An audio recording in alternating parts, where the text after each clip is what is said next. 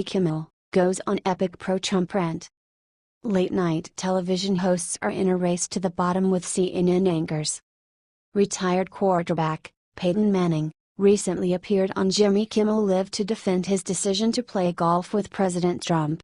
Manning stated that it would have been almost un-American to turn down the president.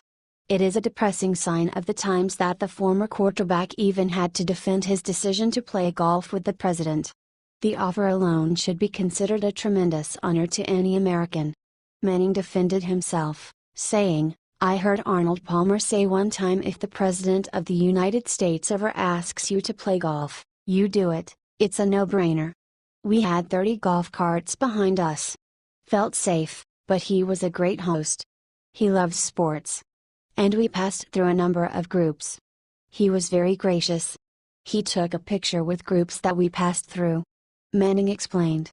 During the interview, it is clear that Kimmel was attempting to bait Manning into insulting President Trump, but the football star refused. Kimmel asked Manning if Trump cheated in an effort to insinuate that he is a dishonest person. However, President Trump would not need to cheat. He is an excellent golfer. Kimmel's constant attempts to bait Manning into insulting the president reveals the sick reliance the mainstream media has on President Trump. Discussing President Trump is an easy way to guarantee ratings, but insulting the president alienates half of the audience. As a result, we witness almost near uniformity among the mainstream media attacking President Trump. These hosts are forced to talk about the president for ratings, but they are not allowed to say anything good about him. As a result, our media has taken to non-stop attacks against President Trump. While this may help with ratings in the short term, the strategy will ultimately destroy the credibility of the mainstream media. As President Trump continues to achieve his agenda, and as Americans continue to hear the president speak for himself, more people will come to support him. Soon, all Americans will understand the depths of the media's dishonesty. Do you think Peyton Manning handled this situation well?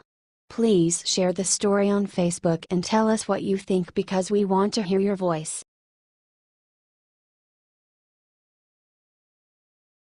Alert: Trump just discovered Obama and Lynch's massive felonies. Donald Trump Jr. met with Natalia Veselnitskaya, a Russian lawyer, right after President Trump was nominated. Trump's campaign manager Paul Manafort also attended the meeting in an attempt to get dirt on Hillary Clinton before the election. As it turns out, the Russian lawyer lied and did not know anything about Hillary. She wanted to talk about the U.S. adopting Russian children. It has since been discovered that Loretta Lynch and Obama wiretapped Paul Manafort's phone so that they can listen in on the conversation, according to Medium. It turns out that Natalia was there strictly to set up Trump Jr. and company. How do we know for sure that it was a setup? All you have to do is look at the evidence. Natalia was initially denied entry into the country. She couldn't get a visa. Lynch was able to get her in under a policy known as Immigration Patrol, according to CBS News. You heard right, Lynch knew why the lawyer was coming here and set it up so that she would be able to gain entry to the country without a problem. Obama knew that all of this was going on as well. After all, Obama's Department of Justice was headed by Lynch. In other words, that order more than likely came directly from Obama himself, as author Jack Posobiec explains. Here is where things get interesting. It turns out that there was one extra person in the room during that meeting with Natalia. His name is Rant Akhmetshin, and he is a Russian-American lobbyist. Rant works with Goldstone, who set up the meeting, and a couple of others for a group called Fusion GPS. Fusion GPS is the group that initially released the 35-page report claiming that Trump and Russia were working together to steal the election. The goal here was simple. Obama and Lynch got the politically inexperienced Trump Jr. to go to this meeting so that they could frame the Trump administration for the Russian collusion story that we have heard about every single day for almost a year. It would seem that the goal was to get everyone up and into a frenzy, and when the time was right, announce that Trump Jr. went to this meeting with a Russian lawyer that Lynch and Obama brought into the country. They seem to have forgotten that no information was ever exchanged. So what exactly was this collision about?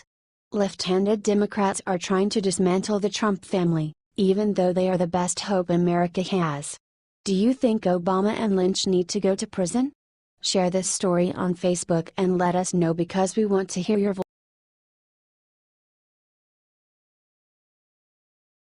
Breaking: Trump fans move to take down Shepard Smith, let's support them. Fox News has remained a trusted source for news as other stations crumble. However, their reputation will start to suffer if they keep shifting left.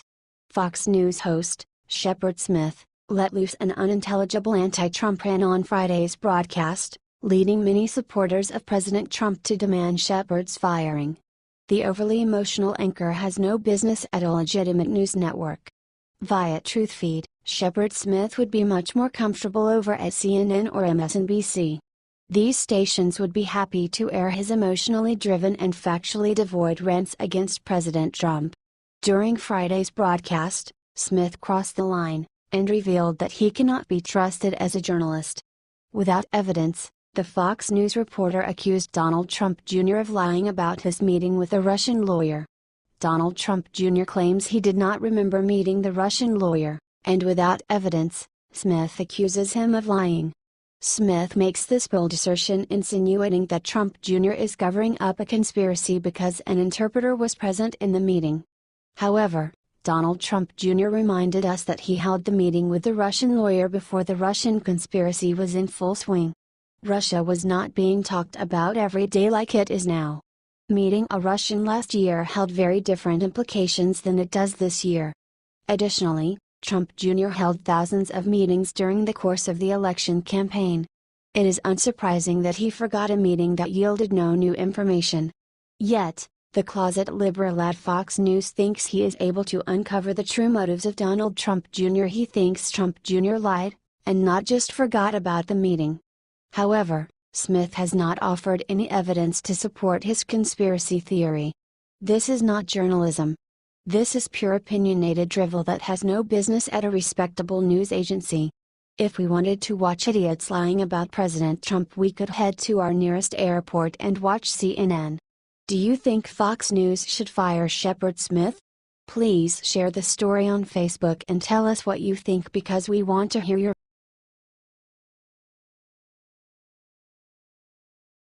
Moments after announcing Senate run, Kid Rock goes wild on dumb opponent.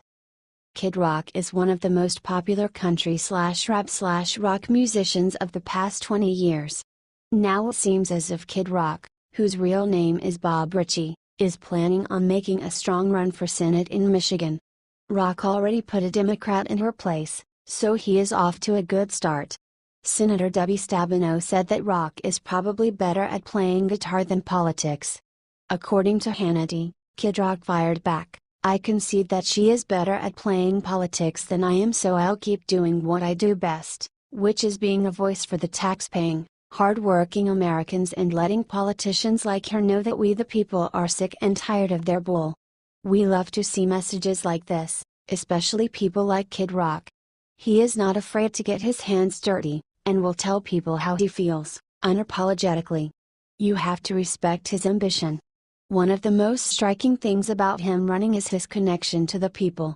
He knows the politicians are twisted, and change needs to happen. It would seem that Rock's goal is to go in swinging and fighting for the American people." Kid Rock confirmed in multiple ways that he is in fact really running for Senate. First of all, he started his website, kidrockforsenate.com, but even then, some people were skeptical. The musician took to Twitter and posted a picture of a lawn sign that read "Kid Rock for Senate," with a caption below it. The caption read, "I have had a ton of emails and texts asking me if the website is real. The answer is an absolute yes." Everyone seemed to be upset because another celebrity is running for office, the same way people wagged their finger when Trump said he was running. The truth is, this is not the first time someone who is a social icon ran for public office. The important thing here for people should be the message. If Rock is willing to drop his rock star lifestyle, or at least tone it down, just to do everything he can to help the American people, that is something to be admired. Rock has openly gone against the Dems, and their PC culture, for a while now. The truth is, he probably sees what all of us sane people see, the left trying to take over the United States. He doesn't want to see that happen, just like none of us want to see the left take over this country and gain complete control. The famous musician may be using his stage name to announce his run for Senate, but at the end of the day, it makes no difference. His interests align with the patriots of this country, and he knows that we were spiraling downhill during the Obama administration. President Trump is helping us make leaps and bounds, but the more people with this mindset that we get into political power, the better off we'll all be. Do you think Kid Rock has a shot of making it into Senate? Share this story on Facebook and let us know because we want to hear your voice.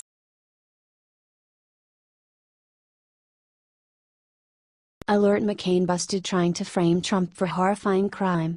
Should McCain resign?